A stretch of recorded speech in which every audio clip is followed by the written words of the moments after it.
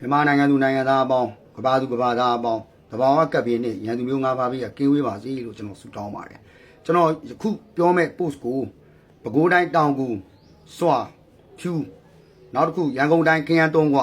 AR တိုင်းကဒီတွေရဲ့ဖြာပုံအဲ့ကလူတွေကအဓိကထားပြီးတော့နားထောင်ပေးပါ။ဘာကြောင့်လဲဆိုတော့ကျွန်တော်အဓိကထားပြီးပြောမဲ့ point ကတော့ငလင်အကြောင်းပေါ့နော်။အဲ့မှာဘယ်သူကပိုဘယ်မျိုးကပိုတတိထားရမလဲဆိုရင်ပဲခူးတိုင်းဘာကြောင့်ပဲခူးတိုင်းကိုကျွန်တော်ပြောလဲဆိုရင်ကျွန်တော်တို့မြန်မာနိုင်ငံရဲ့တိဆောက်ပုံကယူရေးရှားကြောက်ထုလွှာနဲ့အိန္ဒိယကြောက်ထုလွှာရဲ့ဂျာအဲ့ဒီရဲ့အဆက်မှာမြန်မာနိုင်ငံကအောက်ခံထားတာမြန်မာနိုင်ငံရဲ့အောက်မှာနောက်တစ်ခုစကိုင်းပြည့်ရွေကျော်ဆင်းလာတဲ့အဲ့ဒီစုံမတ်၃ခုရဲ့နေရာမှာပဲခူးမျိုးကရှိနေတာနော်ဘာကြောင့်ကျွန်တော်အဲ့လိုအတိအကျပြောနိုင်လဲလို့မေးလာလို့ရှိရင်တမိုင်းတက်တိအထောက်ထားရရှိတယ်1930နော်မေလမှာလှုပ်ခတ်ခဲ့တဲ့9.3နဲ့လှုပ်ခတ်ခဲ့တဲ့ရွှေမော်တော်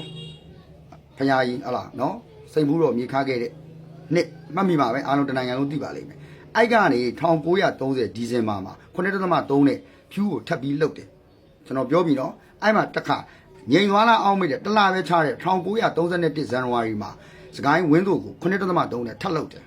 အဲ့8လအတွင်းမှာ3ချိန်လှုပ်သွားတယ်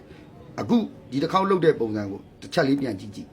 အထက်ဘက်ကလှုပ်လို့အောက်ကိုတိုးဆင်းလာခဲ့လို့များ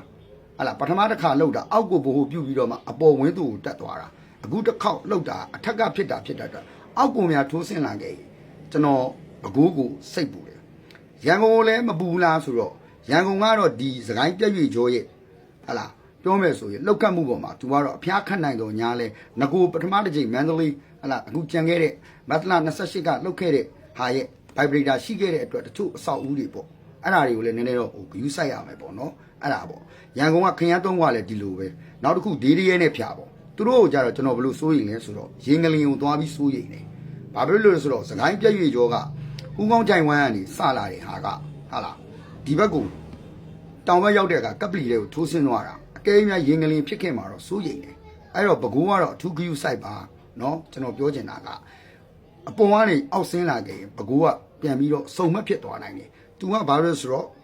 ယူရေးရှားရဲ့အိန္ဒိယရဲ့နောက်စကိုင်းပြည့်ရွေကျော်ရဲ့စုံမက်ထဲမှာပဲခူးမျိုးကရှိနေလို့အခုညာဘက်ဒီမှာဆိုရင်သတိထားကြည့်လိုက်မနက်ကြီး2နာရီနဲ့9နာရီကြားမှာအောက်ဖက်လှုပ်တယ်မနက်ပိုင်းကိုအခုဟာလားမနက်6နာရီလောက်ကနေ10နာရီကြားအပေါ်လှုပ်တော့ညာဦးပိုင်းမှာအောက်ဖက်ဒီ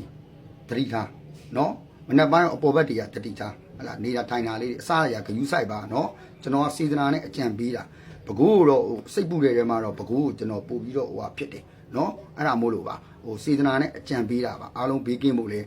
ကျွန်တော်ကဆူတောင်းပါတယ်